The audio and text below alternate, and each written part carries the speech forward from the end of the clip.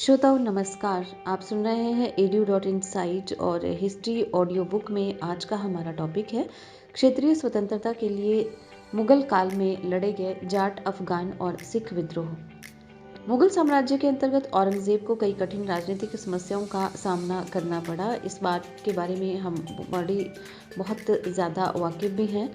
इनमें से दक्कन में मराठों, उत्तर भारत में जाट और राजपूतों और उत्तर पश्चिम में अफगान और सिखों के विद्रोह प्रमुख थे। इनमें से कुछ समस्याएं नई नहीं थी और औरंगजेब के पूर्वजों को भी उनका सामना करना पड़ा था, लेकिन फिर भी औरंगजेब के शासनकाल में उनका स्वरूप कुछ और ही बन चुका था। राजपूतों के मामले में मूल समस्या उत्तराधिकार की समस्या को लेकर थी। मराठों के मामले में समस्या स्थानीय स्वतंत्रता की थी। तो अफगानों का विद्रोह वैसे तो कबीलाई विद्रोह था, लेकिन यहाँ भी एक पृथक अफगान राज्य के गठन की भावना काम कर रही थी। इस प्रकार क्षेत्रीय स्वाधीनता की भावना के साथ साथ आर्थिक और सामाजिक तत्व इन विद्रोहों का स्वरूप निर्धारित करते रहे। सबसे पहला विद्रोह हम लेते हैं जाट विद्रोह। मुगल साम्राज्य के विरुद्ध विद्रोह का झंडा जाटों ने जहांगीर और शाहजहां के शासनकाल में भी उठाया था।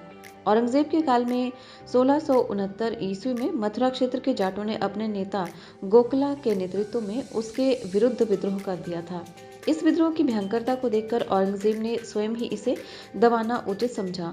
औरंगजेब की सुसंगठित और विशाल सेना के सामने जाटों को घुटने टेकने पड़े थे। गोखला को बंदी बना लिया गया और बाद में उसकी हत्या कर दी गई थी, परंतु इससे विद्रोह दबने की बजाय और भड़क उठा। अब जाट राजाराम के नेतृत्व में विद्रोह की अग्नि को प्रज्वलित किए हुए थे। जाट लूटपाट और छापामार युद्ध से औरंगजेब को हमेशा तंग करते रहे।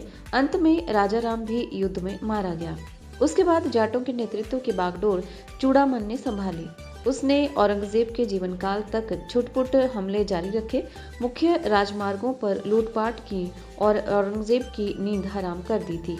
अंततः औरंगजेब की मृत्यु के बाद चूड़ासन ने भरतपुर और उसके निकटवर्ती स्थानों पर अपना स्वतंत्र जाट राज्य कायम कर लिया। इस तरह से जाटों के विद्रोह ने बराबर मुगल साम्राज्य में खलबली मचाए रखी। इससे मुगलों की प्रतिष्ठा को धक्का लगा, शांति और व्यवस्था बिगड़ गई और मुगल साम्राज्य के पतन के कारणों में एक ये भी था, जाट भारी भूराजस्व और धार्मिक कट्टरता के विरोधी थे। अगला हमारा विद्रोह है सतनामियों का विद्रोह। सतनामी धार्मिक प्रवृत्ति के शांतिप्रिय लोग थे, जो नारनौल यानी कि वर्तमान हरियाणा प्रदेश में जो है के आसपास के इलाकों में रहते थे। इस संप्रदाय में किसान, दस्तकार और अन्य निजी जातियों के लोग थे। औरंगजेब के काल में एक मुगल सैनिक ने एक सतनामी साधु की हत्या कर दी थी। इससे सतनामी भड़क उठे। उन्होंने मुगलों के विरुद्ध विद्रोह कर झंडा खड़ा कर दिया। नारनौल को खूब लूटा गया। चारों ओर मारकाट शुरू हो गई। मुगल सेना ने पूरे जोर से दमन चक्र चलाया और औरंगजेब ने विद्रोह की भयंकरता का अंदाजा लगाते हुए स्वयं आने का निश्चय कर लिया।